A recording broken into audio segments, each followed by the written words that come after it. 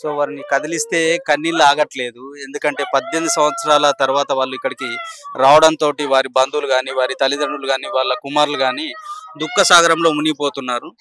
మానసికంగా గూడా వాళ్ళు కృంగి కృషించిపోయిన పరిస్థితి నెలకొంది.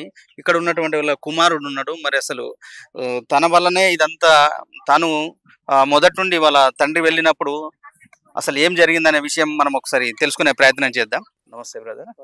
అసలు ఏం జరిగింది? మీ నాన్న ఏ సంవత్సరంలో వెళ్ళాడు? మరి మీ నాన్న ఇక్కడికి రావడానికి గల ఎవరు? అన్ని రకాల చర్మ సమస్యలకు శాశ్వత పరిష్కారం ఈ శ్రీత 9281458181. మంత్రులు చొరవ తీసుకున్నారు. అసలు ఏం జరిగింది? ఎన్ని సంవత్సరాల క్రితం వెళ్ళాడు? మా నాన్న 2005లో దుబాయ్ దేశానికి వెళ్ళిన గల్ఫ్కు. మేము మంచి చదువుకోవాలి, మంచిగా ఉండాలి, నా కొడుకు బిడ్డలు వాళ్ళు మంచి పై చదువు చదివిపిస్తా అని ఇక్కడ ఫోటో చేతి పట్టుకొని దుబాయ్కి వెళ్ళిండు. అక్కడ చేరాని హత్య నేరం కింద మా వాళ్ళకు అక్కడ హిందీ కూడా సరిగా తెలియని టైంలో అక్కడికి వెళ్ళిన తర్వాత 6 నెలల లోపే వాళ్ళు చేయని తప్పుకు అక్కడ మరీ మీరే చేసిరని బలవంతంగా సంతకం పెట్టించుకొని అక్కడ అరబిక్లో అలా సంతకం పెట్టించుకొని మా వాళ్ళని నేరం ఒప్పుకోమని బాగా శిక్షించారట, అక్కడ కొట్టిరట ఒప్పుకోమని. అక్కడ తెలిసిన వాళ్ళు హిందీ అరబిక్ వచ్చిన వాళ్ళు తప్పించుకున్న వీళ్ళకి ఏం రాని వాళ్ళకు వీళ్ళని ఇచ్చిపెట్టారు. అప్పుడు విజిట్ వీజాలో వెళ్ళారు వీళ్ళు. అది వీళ్ళు చేసిన తప్పు. అక్కడ బిల్డింగ్ సెక్షన్ పని అంటే విజిట్ వీజాలో పని చేసుకుంటాం, కానీ అక్కడ నువ్వు ఏం విజన్ ఉంది, నీకు ఏముంది, ఇది అన్ని చూసేటోళ్ళు కాదు. ఇలా చేయంగా సడన్ ఒక నేపాల్ చెందిన దిల్సుఖ్ కుమార్, నేపాల్ చెందిన అతను సెక్యూరిటీ గార్డ్ హత్య కేసులో వీళ్ళు ఇరుక్కున్నారు. 2013లో సార్ మన ఎమ్మెల్యేగా గెలిచినప్పుడు, కొత్తగా గెలిచినప్పుడు మన ఇక్కడ పెద్దూరు సంబంధించిన ఎవరు ఉన్నారట, ఏమైంది ఇట్లా అంటే సార్ దాకా సమాచారం అందించింది. కొంతమంది వ్యక్తులు ఇలా అయింది సార్, ఇట్లా చేయని దానికి వీళ్ళకి ఇట్లా ఆడిందంటే, సరే మరి వాళ్ళని విడిపించే బాధ్యత నేను తీసుకుంటాను. దుబాయ్లో కూడా వెళ్ళి 2014లో వెళ్ళి అక్కడ స్వయంగా మా జైలుకి వెళ్ళి జైల్లో కూర్చొని మాట్లాడి, నీకు మీ మాట ఇచ్చిపోతున్నా, మీ ఇంట్లోకి అప్పయ్యే బాధ్యత నాది అని కేటీఆర్ సార్ చెప్పిన వీళ్ళ ప్రకారం ఇప్పుడు మా కుటుంబం తీసుకొచ్చి ఇక్కడ మాకు సహాయపడి. ఏ సంవత్సరంలో మీ కుటుంబ సభ్యులు కేటీఆర్ సార్ను కలవడం జరిగింది? 2014లో సెంట్రల్ జైలుకి వెళ్ళి స్వయంగా రూమ్లోకి వెళ్ళి కూర్చొని మాట్లాడిండు. మాకు మమ్మల్ని కూడా ఓనియారు, కన్న బిడ్డలు కూడా జైల్లో కొనియారు. కానీ సారు ఎంతో శ్రమపడి అక్కడికి వెళ్ళి మాట్లాడి, మీ బంధువులకు మీ కుటుంబకులు అప్పయ్యే బాధ్యత నాది, మీరు రంది పడకండి, ఏడవకండి, మిమ్మల్ని ఎలాగైనా సరే నేను తీస్తా అని గట్టి హామీ ఇచ్చి వచ్చిండు. అదే హామీ ప్రకారం మా నాన్న వీళ్ళందరూ, మా బాబాయ్, మా సార్ ఎప్పటికన్నా మాకు దేవుడు ఈయన మాకు ఎప్పటికైనా విడిపిస్తారని మా వాళ్ళు అనుకున్నారు. కానీ 10 ఏళ్ళ శిక్షని ఇంకా అక్కడ అరబిక్ల 15 ఏళ్ళు, మొత్తం 25 ఏళ్ళ జైలు శిక్ష పడ్డది. ఇక మా వాళ్ళు రారు ఇక్కడికి అన్న టైంలో 2018లో మళ్ళీ ఒకసారి పిటిషన్ వేసారు. అది రిజెక్ట్ అయింది. 1 ఇయర్కి ఒకసారి రిజెక్ట్ మొత్తం 9 సార్లు రిజెక్ట్ అయిపోయింది. మొన్న 2023లో సెప్టెంబర్లో దుబాయ్కి వచ్చిండు. అంతకుముందు నెల సార్ వస్తున్నానని అక్కడికి విజిట్కి వెళ్ళిన. ఈ సార్ వస్తున్నాను కూడా నాకు తెలియదు. అక్కడ వెళ్ళేలోపు సార్ వచ్చిందంటే వెంటనే అక్కడికి ఎంబసీ నాకు ఫోన్ చేస్తున్నా, అక్కడ వెళ్ళి సార్తో మీటింగ్లో పాల్గొని అక్కడ అరబిక్ లాయర్ని పెట్టి ఇక్కడ అక్కడి 8,000 ధనమ్స్ అంటే ఇక్కడ మనకు 15 లక్షల దాకా అవుతాయి. 8,000 ధనమ్స్ సార్ లాయర్ని పెట్టి ఇచ్చిండు అక్కడ.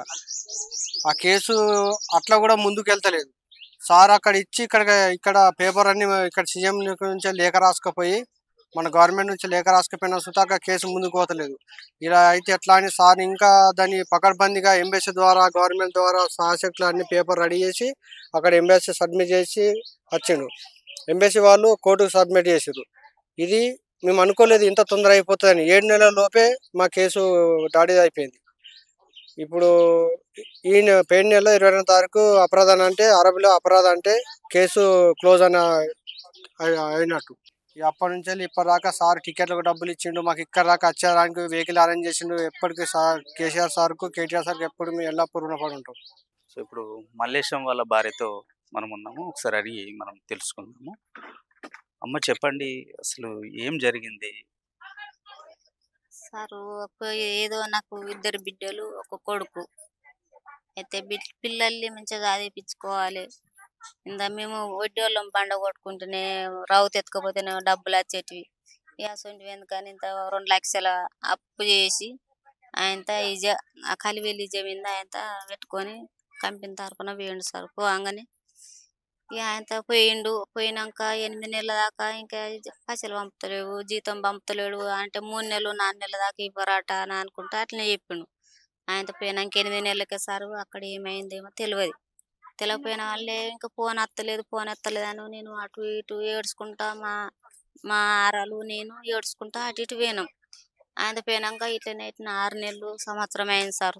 అయినాక తర్వాత ఏమైందంటే ఈ నాగభూషణం సార్ తరపున అమ్మాయి మీ వాళ్ళు జైల్లో పడ్డరు అని చెప్పారు సార్. చెప్పేటోళ్ళకల్లా అయ్యో మేము ఏమైంది ఎందుకు జైల్లో పడ్డరు అని మా పిల్లలు మేము మాకు అన్నం వండుకోలే ఏం చేయలే ఇక కొట్టుకుంటా ఇక ఏడుసుడు ఇక్కడ పోయినాం అక్కడ పోయినాం ఇటు పోయినాం. ఇక నాయంతి ఇక కేటీఆర్ సార్కు దయ వల్ల ఆయనకు తెలిసింది కావచ్చు, అమ్మ మీ భర్తలు జైల్లో పడ్డారు, మీ భర్తలు విడిపించుకొచ్చే బాధ్యత నాదమ్మా అని సార్ ఎక్కడనో మీటింగ్ అయితే ఇక పోయినాం అక్కడికి. మరి ఏంది సార్ అయితే అప్పుడు ఉన్నాడు. ఈ సార్ దగ్గరకు పోతే మాకు ఏదన్నా ముచ్చట తేలుతుంది అని సార్ దగ్గరకు పోగానే అమ్మ మీ భర్తలు ఏడిపించుకొచ్చే బాధ్యత నాది, జైల్లో పడ్డారు మీ భర్తలు, 24 ఏళ్ళ శిక్ష అమ్మ అని సీదా చెప్పిండు సార్. చెప్పంగానే ఇట్లనే ఊరికి ఏడ్చుకుంటా మళ్ళీ తర్వాత మళ్ళీ ఇంకో కాడికి అట్లనే మీటింగ్ అయితే అక్కడనే పోయినాం. ఇక అట్లనే అమ్మ అత్తర్తి అని అన్నారు. అనగానే డబ్బులు కావాలనుకోరు సారు. మరి ఎట్లా మా దగ్గర ఏమో లేకపోయా, మేము గరీబులం, మా దగ్గర ఏ చేను లేదు చెలక లేదు, ఏం అమ్మి కడదామన్నా కానీ మా దగ్గర ఏం లేదు సార్ అనగానే ఆయనతో ఇట్లనే పోగానే ఆయనతో ఇక ఏమో ఇంకా డబ్బులు కావాలి, డబ్బులు కడితేనే మీ వాళ్ళు వస్తారని చెప్పబట్టి ఏం లేదు. ఇక మేము హైదరాబాద్ భీమరెడ్డి సారు తరపున నారాయణ సారు పాపం ఆయన చనిపోయిండు, ఇప్పుడు ఉంటే ఎంతో తుర్తిపాడు అయినా కానీ నారాయణ సారు భీమరెడ్డి సారు ఈ అనురాధ మేడం డబ్బులు అడుగుతున్నట్టు అక్కడ. ఇక మేము ఏమన్నా అమ్మి కడదామన్నా ఏం లేవు మాకు అని ఇక పోయినాం. పోగానే ఆయన హైదరాబాద్ పోయి అక్కడనే 2 రోజులు ఉండి సారు మమ్మల్ని ఎవరు పట్టించుకుంటలేరు, మా కిడ్నీలు అమ్మాయినా కానీ మా మూత్రపిండాలు అమ్మాయినా కానీ మా భర్తలు మేము ఏడిపించుకొచ్చుకుంటామని ఇక బాగా ఏడ్చినాం సార్. ఏడవంగానే ఇక ఆయనతో చూసిండు సారు, అమ్మ మీ కిడ్నీలు ఎందుకు అమ్ముకుంటారు, నేను ఉన్నామని నేను 15 లక్షలు మీకు ఇస్తామని ఆయనతో కేటీఆర్ దయ, కేటీఆర్ సారు ఆయన కేసీఆర్ సారు చెక్కుల మీద చేల మీద ఆయన చెక్ ఇచ్చిండు. ఆ చెక్ ఇవ్వగానే ఆయన 15 లక్షలు ఆయనతో తీసుకుపోయి అక్కడ నేపాలు కట్టొచ్చారు సార్. కట్టిన తర్వాత ఇక ఆయనతో ఇంకా అత్తలేరు, మరి ఇంకేరు సారు ఇంకా అత్తలేరు అంటే అమ్మ కేసు గిట్లా వాయిదేసిర్రు అని అనగానే మళ్ళీ పోయినాం కేటీఆర్ సార్ దగ్గరకు. పోగానే మళ్ళీ 8 లక్షలు పోయిన సంవత్సరంలో 8 లక్షలు కట్టి ఒక లాయర్ని పెట్టి ఆయనతో ఈ కేసు ఓపెన్ చేసి ఆయనతో మొన్న ఫోన్ చేసారు సార్, అమ్మ రాజవ్వ శివరాత్రి మల్లేశం నీ భర్తనేనంటే నా భర్తను సార్ అంటే నీ భర్త అత్తుండమ్మ నీకు సంతోషం అని అంటే సారు నీ దయ వలన సారు, నీ దయ వలన నీ కాళ్ళ ధర్మం దయ వలన సారు నేను ఎంతో నా పిల్లలు నేను నీ కాళ్ళ కాడ రుణపడి ఉంటాం సారు, నా భర్త వస్తుందంటే నాకు ఎంతో సంతోషం అని అంటే అమ్మ 10-15 రోజులలో నీ భర్తను తీసుకొచ్చి నీ చేలో పెట్టే బాధ్యత నాది, నేను టికెట్లు కూడా నేనే బుక్ చేస్తా, వెహికల్ కూడా నేనే పెట్టి తీసుకొస్తానంటే ఆ సారు దయ వలన నాకెంతో సంతోషం. నాకు నిన్న మాత్రం పోయినాక నా భర్త నా చేతిలో పెట్టినాడుగా దేవుడు అప్ప చెప్పినాడు, దేవుడు ఉన్నాడో తెలియదు కానీ దేవుడు అప్ప చెప్పినాడు, నాకు అప్ప చెప్పిండు సార్. నా భర్త నాకు వచ్చిన నా పిల్లలు నా వాళ్ళందరూ కుటుంబాన్ని చూసి ఇప్పుడు సంతోషం అన్నది మాకు ఇప్పుడు మా చాలా సంతోషం ఉంది సార్. కేసీఆర్కు కేటీఆర్కు నా యొక్క ధన్యవాదాలు సార్. ఎవరిని కదిలిచ్చినా కూడా వారి కన్నీళ్లు ఆగట్లేదు. ఎందుకంటే 18 సంవత్సరాల జైలు శిక్ష అనుభవించి చేయని నేరానికి శిక్షను అనుభవించి రావడం అంటే అది అసలు కలలో కూడా వీళ్ళు ఊహించలేరు. ఎందుకంటే ఒక మన మాజీ మంత్రి శాసనసభ్యులు కేటీఆర్ చొరవతోటే మా వాళ్ళు ఇక్కడికి రావడం జరిగింది, లేకపోతే ఇంకా ఎలాంటి పరిస్థితి ఉండదు అని చెప్పి కన్నీటి పర్యంతం అవుతున్నారు.